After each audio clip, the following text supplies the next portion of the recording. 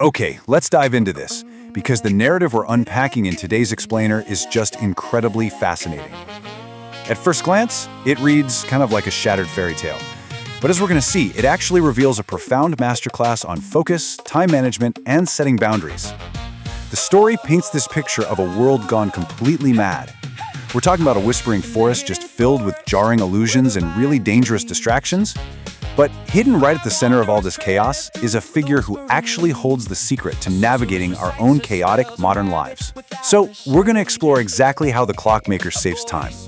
The story absolutely doesn't waste any time easing us in. It hooks us right off the bat with this incredibly grave warning. Don't trust your eyes in here. This maze is built on illusions and deceit.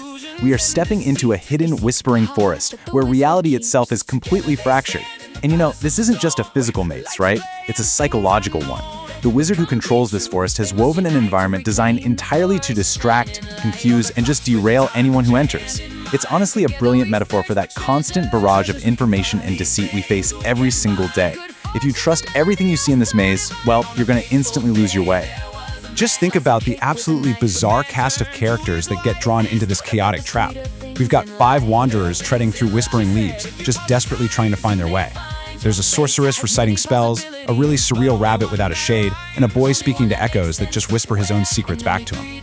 According to the narrative, these dwellers are all drawn near, from lands afar, by a cryptic riddle on a fallen star, and they're all desperately seeking the heart that the wizard keeps hidden. Everyone is looking for meaning, but they're surrounded by this whimsical, deeply distracting nonsense. Now, what's really interesting about this slide is the incredibly jarring juxtaposition of the maze. You see, we think we're in a traditional magical realm, whispering vines, ancient trees, magic spells. But the illusions here, they do not play by the rules of fantasy. Suddenly, the wanderers are assaulted by hyper-realistic modern visions. The narrative aggressively shifts gears to describe a smooth highway cruising in a silver car, an enormous blocking tank, and an arcing laser beam. The wizard's maze literally weaponizes completely out-of-context modern concepts just to break the wanderer's concentration. It really goes to show that distractions don't always fit the setting. They're literally whatever it takes to pull your attention away from your goal. Let's just track the pure absurdity of this sequence for a second.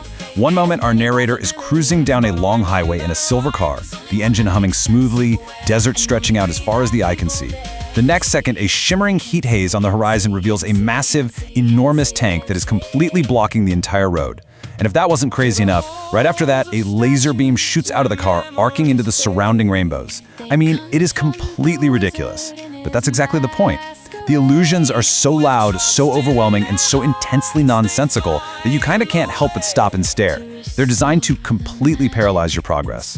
But here's the thing. The maze doesn't only use loud, chaotic visions. It also tempts us with what it calls the sweeter things in life. Right in the middle of this intense, magical quest, there's this domestic vision of a man slicing cake with a knife, turning to his wife. They're having this philosophical conversation about how life has many possibilities, but only one arrives that actually makes sense. And it sounds beautiful, right? But we're warned that in this maze, these sweet visions are actually traps, where memories fade in statues, all coming directly from the wizard's snare. Even the mundane, sweet moments can be weaponized as illusions to keep you complacent, stuck in the forest, entirely forgetting your true mission. Let's move to and see how this builds. Because as the wanderers finally start to see through all this deceit, they push past the laser beams and the cake, and they arrive at their true destination. Together they stand in the Palace of Stone, where lights play and things are known. Notice the shift in the language there? We are no longer in a forest of illusions and whispering secrets. No, we are in a solid, structured Palace of Stone. This is a place where things are known, which is a really stark contrast to the constant deceit of the maze. Finding this solid stone foundation is really the first real step to escaping the wizard's chaotic grip. So how do they actually pull this off and secure this victory? The story outlines 3 very pragmatic, symbolic steps for reclaiming the forest's shining light. First, hold the cross with time. You have to anchor yourself to something real. Second, put your hand in mine. Unite with complete truths and trust each other, stripping away all of the wizard's betrayals. And third, entwine powers to break the spell. It is absolutely crucial to understand that it's only through this deliberate unity and shared focus that they can actually dismantle the chaotic snare they've been walking through.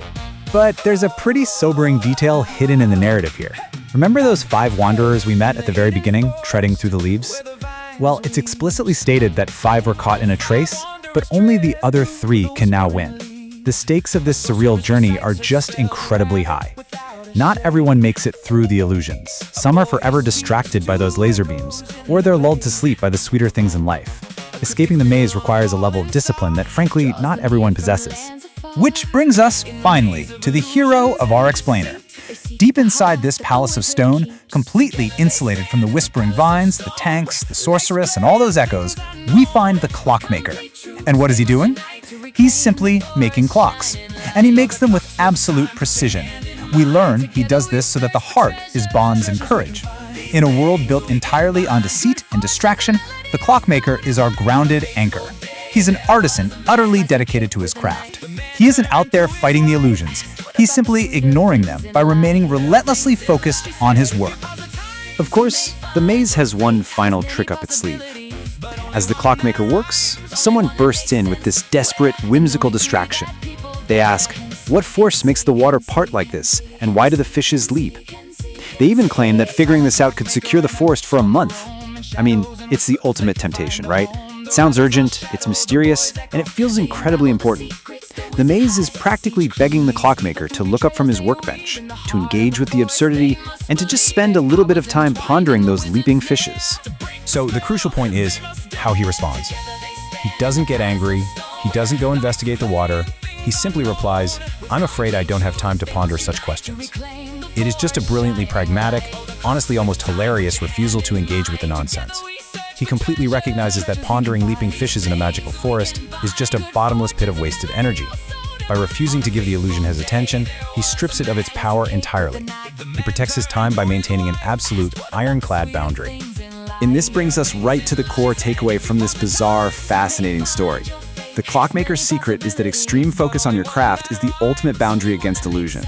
Now, in our daily lives, we obviously aren't fighting wizards or dodging laser beams from silver cars, but we are absolutely bombarded by the modern equivalents. Endless notifications, manufactured outrages, trivial dramas, these are our leaping fishes. The way you save your time in a chaotic world isn't by trying to solve every single distraction that pops up.